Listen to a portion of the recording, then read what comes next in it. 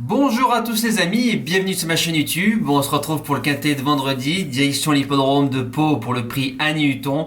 Conditions qui s'affichent devant vous du steeplechase 4000 mètres, 16 partants, quintet très ouvert, quintet touffu, quintet qui peut rapporter gros, un terrain très souple, un terrain rapide, quelques averses en fin de matinée qui sont annoncées vendredi à Pau, mais à mon avis ça ne changera pas grand chose.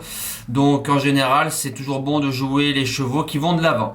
Base gagnante, le numéro 8, Gaulle, il peut marquer un but, 2 sur 2 à Pau, deuxième pour ses débuts dans les quintets plus, derrière Gage de réussite qui est une référence à ce niveau-là. C'est un cheval qui va devant, il y aura des lièvres pour l'emmener et comme j'ai bien aimé sa valeur la dernière fois, je pense qu'il peut triompher.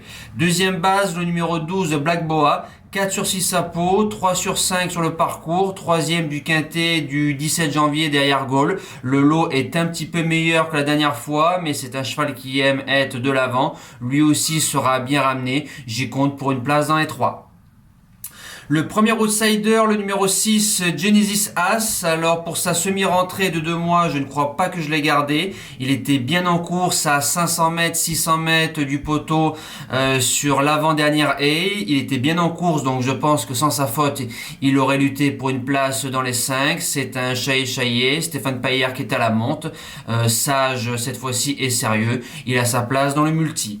Le deuxième outsider, le numéro 7, Havel de Kerbar. Alors je pensais que la dernière fois c'était la course visée, mais on l'a monté off. Sur 16 courses, c'est 14 fois dans l'argent, c'est 5 sur 6 à Pau, c'est 2 sur 2 dans les quintets plus, quatrième de l'épreuve de référence en faisant course école. Il peut répéter si on le monte d'un peu plus près, vu que le lot est meilleur.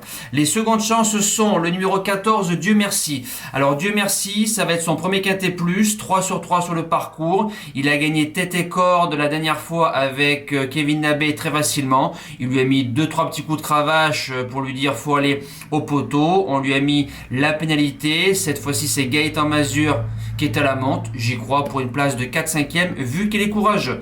En 6e position, le numéro 2, Argentier.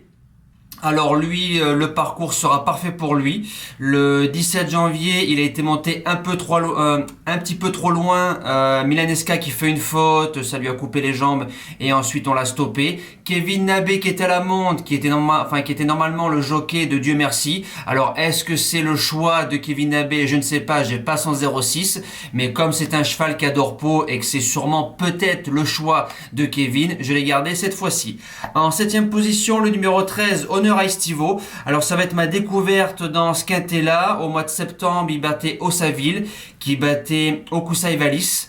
Okusai Valis qui a fait l'arrivée du quintet du 28 janvier quand j'ai donné la base gagnante Lyon-Clermont 3e à 15 contre 1 à Pau. Alors sur cette ligne là, l'entraînement redoutable de Daniel Amélé, ça peut venir traverser les jeux. Et je termine avec l'As Follow Me Soldier. Alors c'est un vainqueur de quintet plus printemps dernier, donc ça se respecte. Cet hiver à Pau, c'est 3 courses, 3e placé d'un handicap, ensuite 2 courses à réclamer dont une victoire, c'est le plus gros poids, mais comme c'est un terrain qui sera pas lourd, il peut s'en sortir et garder un lot si tout se passe bien.